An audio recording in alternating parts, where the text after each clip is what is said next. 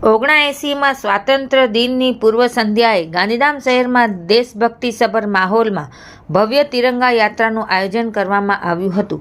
ગાંધીધામ મહાનગરપાલિકા, પોલીસ વિભાગ, તાલુકા વહીવટી તંત્ર દ્વારા યોજાયેલ હર ઘર તિરંગા હર ઘર સ્વચ્છતા અભિયાન અંતર્ગત ભવ્ય તિરંગા યાત્રા તેમજ એક શામ માં ભારતી કે નામ સંગીત સંધ્યા દેશભક્તિના ગીતો કાર્યક્રમ યોજવામાં આવ્યો.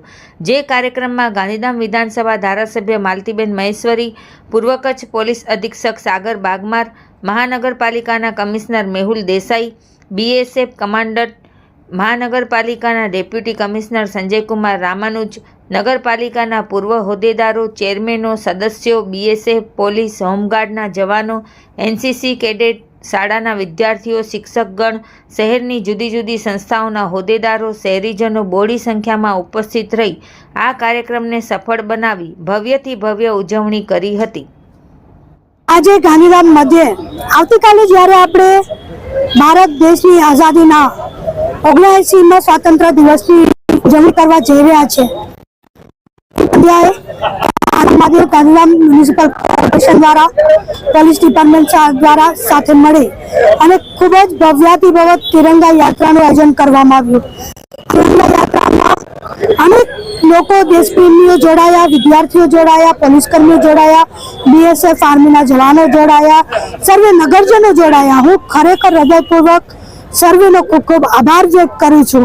ને જે માહોલ દેશભક્તિનો આ ગાંધીધામમાં સર્જાયો છે એ આજે આપણા સૌ માટે એ વાતને યાદ કરવી ચોક્કસ જરૂરી છે કે કઈ રીતે આપણને આઝાદી મળી છે, કઈ રીતે લાખો લોકોએ પોતાના જીવનનું બલિદાન આપ્યું છે ત્યારે જઈને આપણને આઝાદી મળી છે. એટલા માટે આજે હું એ વીર જવાનોને પણ હું એમને વંદન કરું છું ને મારા શ્રદ્ધાસુમન અર્પિત કરું છું. અને આ યાત્રા બાદ સુંદર મજાનું એક શામ દેશભક્તિ કે નામ એ કાર્યક્રમ યોજાયો, જેના થકી દેશભક્તિના ગીતો સાથે સમગ્ર નગરજનો સાથે આ કાર્યક્રમને ઉજવવામાં આવ્યો. સ્વતંત્ર દિવસની ઉજવણીના પૂર્વ તૈયારી અને પૂર્વ ઉજવણીના ભાગરૂપે તિરંગા યાત્રા, એમાં ગાંધીધામ મહાનગરપાલિકા દ્વારા આજે જે આયોજિત કાર્યક્રમ હતો એમાં શહેરના નગરજનો, પૂર્વ કાઉન્સિલરો, માન્ય ધારાસભ્યશ્રી, જિલ્લા SP શ્રી તેમજ વિશાળ સંખ્યાઓમાં આપણા શાળાના બાળકો તેમજ અન્ય નગરજનો આ સૌએ આજે બહુ બહોળા સંખ્યામાં ભાગ લીધો.